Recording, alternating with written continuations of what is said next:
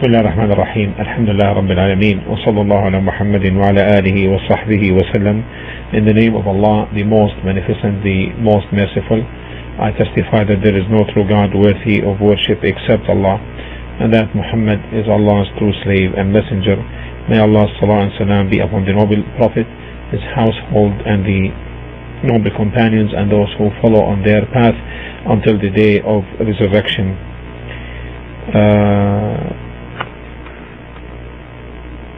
We continue the discussion on the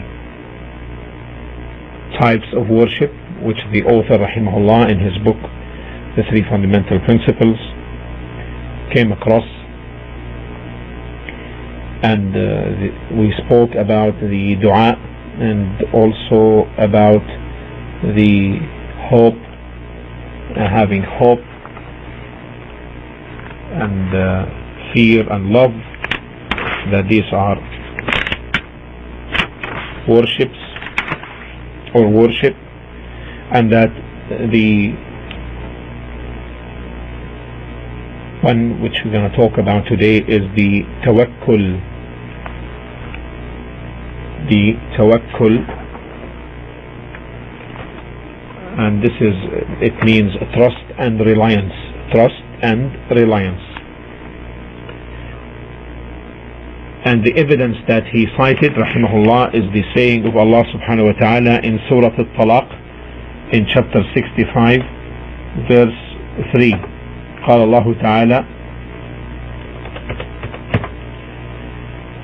وعلى الله فتوكلوا إن كنتم مؤمنين ومن يتوكل على الله فهو حسبه. And place your reliance and trust in Allah if you are true believers. This is in Surah Al-Ma'idah chapter 5 verse 23, and then 65 verse 3. And then he said subhanahu wa ta'ala: وَمَن يَتَوَكَّلْ عَلَى اللَّهِ فَهُوَ حَسْبُهُ. And whoever places his reliance and trust in Allah, then he will suffice him. Then he will suffice him. The origin of tawakkul is reliance or dependence. You say tawakkaltu ala Allahi, meaning I depend upon Allah subhanahu wa ta'ala and place reliance upon Allah. This is the meaning of tawakkul. This is the meaning of tawakkul.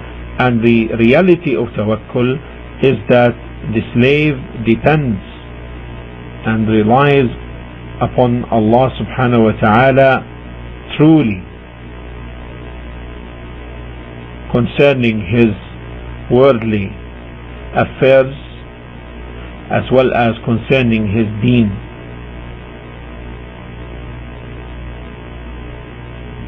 Together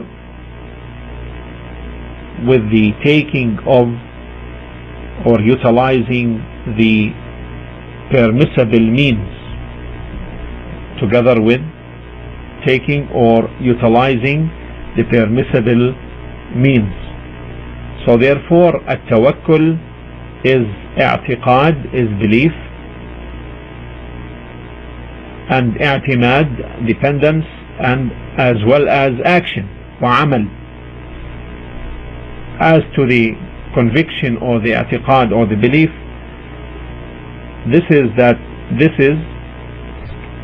it is as such, meaning the slave knows that all affairs and all matters are under the authority of Allah subhanahu wa ta'ala.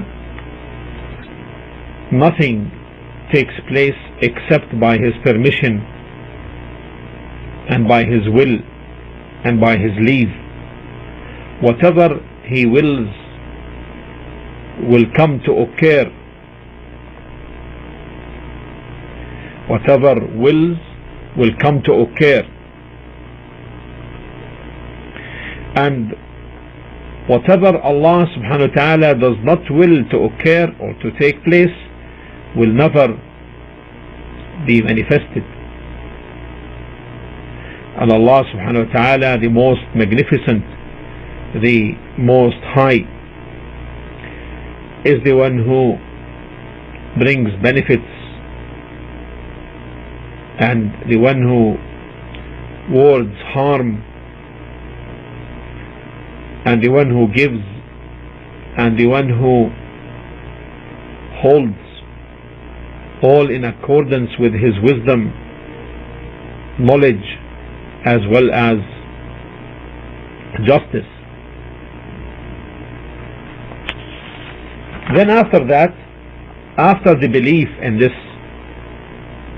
then the slave depends in his heart upon Allah the Most High and puts trust in Him firmly. Then after that brings the fourth matter, and it is to take by the means, the legal means which Allah permitted. So now we see that three elements here: al-i'tiqad, the conviction, the firm belief,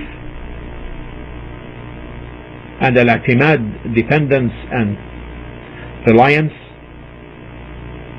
and thirdly is to take by the legal means. And dependence upon Allah subhanahu wa ta'ala is of two types. Dependence upon Allah the Most High is of two types: depending upon Him in attaining one's share from the provisions and the like, and the second is depending upon Him in attaining His pleasure, depending upon Him in attaining His pleasure. Concerning the first one, although the objective in itself is not worship, because this is man's share, however, depending upon Allah in attaining one's provision is worship, because this brings what is beneficial concerning his deen as well as his dunya, this life. The second type, the objective in itself is worship, is ibadah, depending upon Allah in that which pleases Him in itself is ibadah, and the person firmly realizes in this case the meaning of إِيَّاكَ نَعْبُدُ وَإِيَّاكَ نَسْتَعِينُ. You alone do we worship, and you alone we seek for help. Dependence in itself is from the completion of true faith, of true iman, and it is a sign of it. And that's why Allah subhanahu wa ta'ala says, وَعَلَى اللَّهِ فَتَوَكَّلُوا إِن كُنتُم مُؤْمِنِينَ. As in Surah Al-Ma'idah chapter 5 verse 23, and place your reliance and trust in Allah if you are true believers. Such a trust comes from the one who is firmly established in his deen, that Allah subhanahu wa ta'ala will take care of whatever troubles or concerns that he may have. Why? This is evident from the saying of Allah the Most High in Surah Al-Talaq, in Surah 65 verse 3, and which the author took as an evidence. وَمَن يَتَوَكَّلْ عَلَى اللَّهِ فَهُوَ حَسْبُهُ. وَمَن يَتَوَكَّلْ عَلَى اللَّهِ فَهُوَ حَسْبُهُ. And whosoever places his reliance and trust in Allah, then Allah will suffice him. We said that the dependence upon Allah is from the completion of the true faith,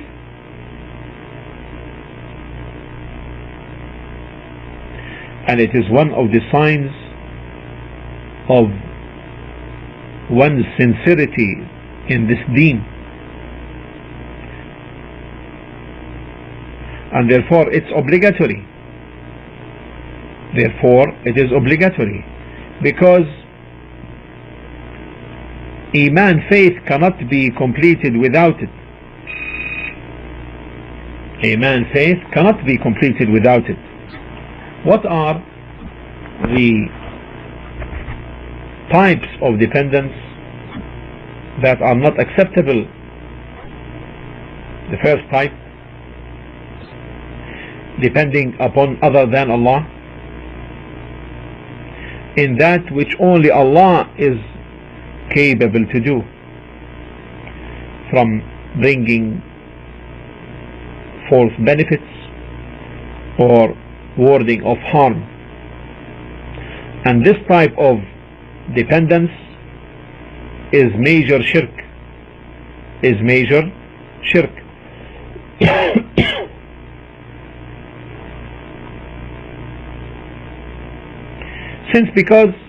because if the true dependence is from the perfection of Iman, then placing trust and reliance with other than Allah in that which only Allah subhanahu wa ta'ala can deliver is from the major shirk. And that's why Allah subhanahu wa ta'ala says in Surah Hud in chapter 11 verse 123, فَاعْبُدْهُ وَتَوَكَّلْ عَلَيْهِ فَاعْبُدْهُ وَتَوَكَّلْ عَلَيْهِ. So worship Him and put your trust in Him. وقال الله تعالى, and Allah the Most High said in Surah Al-Anfal in chapter 8 verses 2 to 4, إنما المؤمنون الذين إذا ذكر الله وجلت قلوبهم وإذا تليت عليهم آياته زادتهم إيمانا وعلى ربهم يتوكلون الذين يقيمون الصلاة ومما رزقناهم ينفقون أولئك هم المؤمنون حقا لهم درجات عند ربهم ومغفرة ورزق كريم.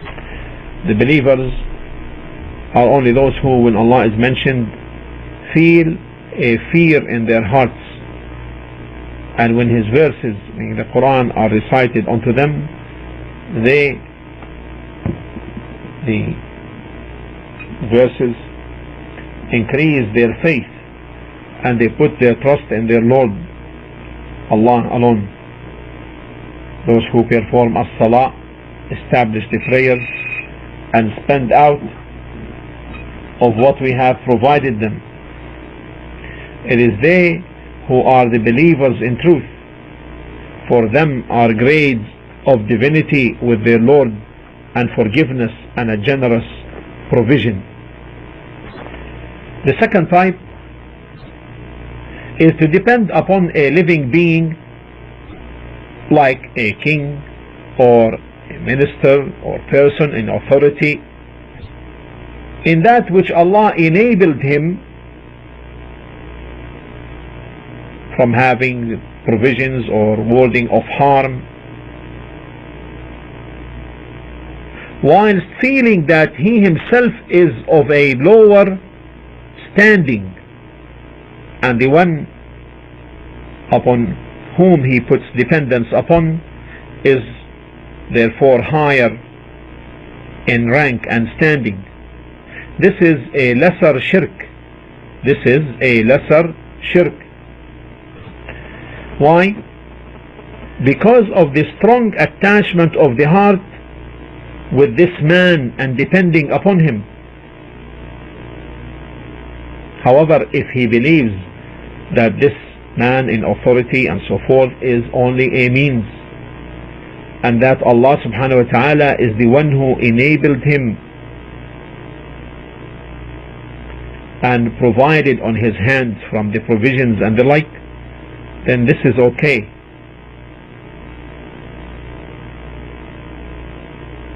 if in fact this person can be effective in attaining what is sought. Many people, however, do not give this matter what it deserves and are negligent about it, and they can reach the degree where they depend upon this man to attain their goals. And therefore we should really pay attention to this, because it is in fact widespread, and we don't realize the grave impact of this on us. So we should really give this our utmost attention in this life now, due to these so many attachments people have, that such relations may cover the heart in a way which may blind it from seeing the lesser shirk involved.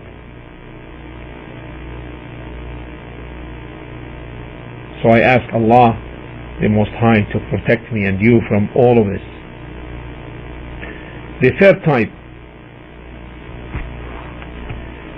type is to depend upon someone by assigning him to do things on your behalf and rely upon him in that, while knowing he is able to carry such task. Meaning this is within his capacity. This is permissible, proven by the Quran and by the Sunnah and by the Islamic consensus. But he does not depend upon him in attaining what he assigned him. Rather, he depends upon Allah subhanahu wa ta'ala for making that possible and easy to attain, whether he goes for it by himself or assigning someone else for that purpose. So don't say I depend upon and place my reliance upon such and such. You say I assigned or I deputed such and such. And the Prophet ﷺ assigned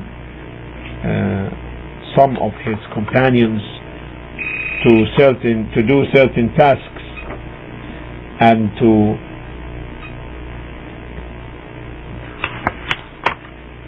as a form of deputation. Like, for example, he deputed the great companion Ali bin Abi Talib, may Allah be pleased with him, to be in charge of some of the sacrificing some of the Prophet's animals during Hajjat al-Wada', during the farewell pilgrimage, and to give some of their parts in charity. And also he deputed Abu Huraira, may Allah be pleased with him, concerning the sadaqah, collection of zakah and looking after the sadaqah, and also deputed Urwa ibn al-Ja'd to buy for him a sacrificial animal. So when Allah subhanahu wa ta'ala calls us and commands us in Surah Al-Ma'idah by saying وَعَلَى اللَّهِ فَتَوَكَّلُوا إِن كُنتُم مُؤْمِنِينَ, this is a proof that this is mandatory, obligatory, and that it is from the worship, because he said subhanahu wa ta'ala at the end of the verse, if you are believers. So this would mean, if you are really true believers in Allah, then put your trust and reliance upon Him.